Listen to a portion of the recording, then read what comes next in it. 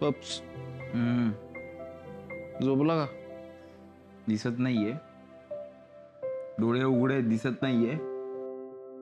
झोपलेला माणूस असं करतो. चष्मा घातला नाही ना मी, आणि तू झोपे ते असे आवाज करतो त्यामुळे कळलं नाही मला.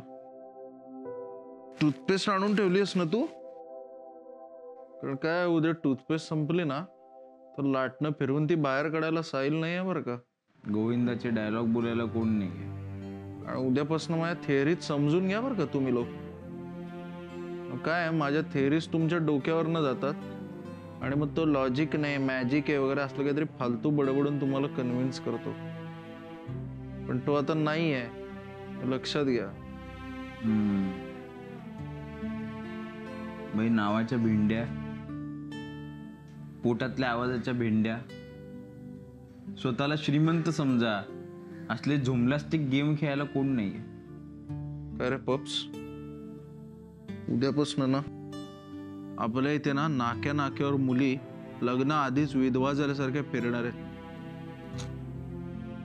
काय त्यांच्याबरोबर फ्लर्ट करायलाही तो नाहीये. मी ओला केलेला पेपर वाचायला कोणी नाहीये. ओ माय गॉड, फडतूस जोक मारून स्वतःच त्यावर हसायला पण तो नाहीये. माझ्या बरोबर कॉमेडी करायला कोणी नाहीये. सगळ्यात मेन सांगू काय, माझ्या शेजारी झोपायला कोणी नाही अरे,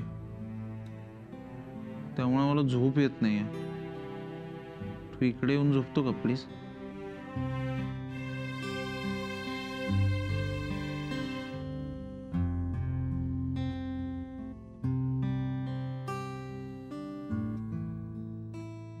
ग्रेट, थँक्यू.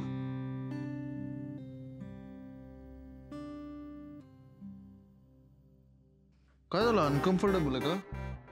हे साहिल मला अजिबातच आवडत नाही. का? अरे भाई तुझ्यासारखा माणूस सेपरेट झोपला पाहिजे म्हणून मला तिकडे टबात झोपवायचा.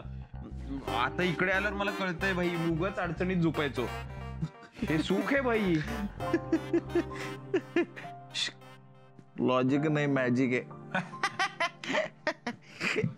तुला खरंच सांगतो, साहिल इतका कुत्रा नीच आणि हलकट माणूस मी माझ्या आयुष्यात पाहिला नाही.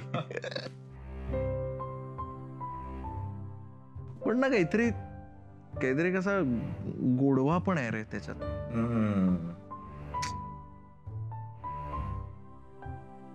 नीज माझ्या काय करतोय? नाही